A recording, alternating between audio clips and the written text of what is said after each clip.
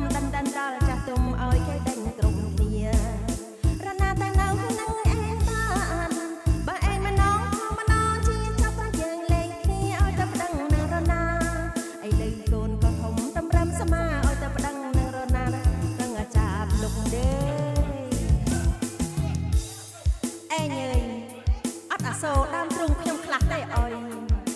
តែចាក់ចិត្តពេញមកណា I love you